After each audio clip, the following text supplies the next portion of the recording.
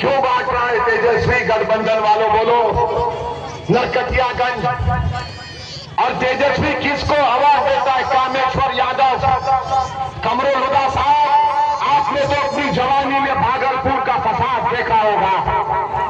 जब भागलपुर की खेतों पर 1000 लाशें पड़ी हुई थी, उनके परिवार के लोग कफन नहीं कर सके तो उस पर फूल गोभी उग गई थी।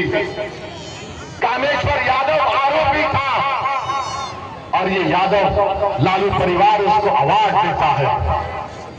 जाकर देखो दौरा दरभंगा में कल चुनाव हो रहा है। अफजल खान को लालू ने टिकट दिया, अपने हाथ से भी फान दिया। तेजस्वी जाकर मुकेश सहनी के बड़े भाई संतोष के लिए बोलता, अफजल को वोट मत दो, इसको वोट दो। हम 8 दिन से आइए, लालू लेटर लिख दिए निर्वाचन सदन को कि अफजल हमारी पार्टी का नहीं है। तुम इस तरह से 17% को बर्ताव करते हो। जाकर देखो, ये सच्चाई है गठबंधन की, इसीलिए हमको गाली देते हैं, हम पर उंगलियां उठाते हैं। मेरे अजीज दोस्तों और बुजुर्गों, अगर आप पूरी तैयारी के साथ इस नौजवान को कामयाब करेंगे जो गरीब खानदान से लड़कर पढ़ लिख कर आगे आया है, तो किशनगंज में यकीनन काम होगा, विकास का काम होगा। 30-35 साल से आप इस उम्मीद पर अपना वोट दे रहे हैं कि शायद कुछ हो जाएगा। मेरे भाई याद रखिए, लम्हों ने खता की, सदियों ने सजा पाई। हमने कभी भी सीमांचल के मफाद पर कॉम्प्रोमाइज नहीं किया। ये कांग्रेस पार्टी का एक सांसद बोलता है ओवैसी की जात क्या है, ओवैसी हूं।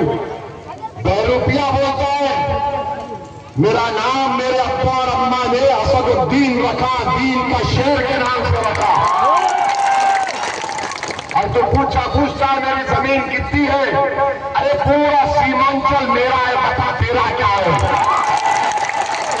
तुझे देखना होगा, कभी सीमांचल के किसी चौराहे पर तू ठहर जा, मैं भी ठहरता हूं, देखते हैं क्या तमाशा होता है।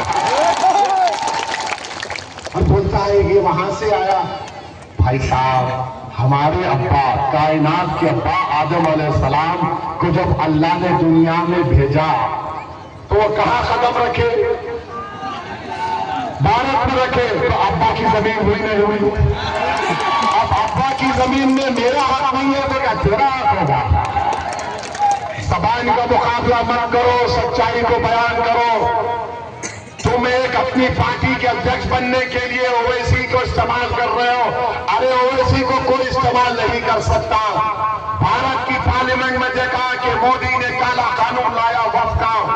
हमने कांग्रेस, राजद, लोजपा, बीजेपी के एमपी के सामने खड़े होकर वक्फ की जायदादों को छीनने के लिए बनाया गया।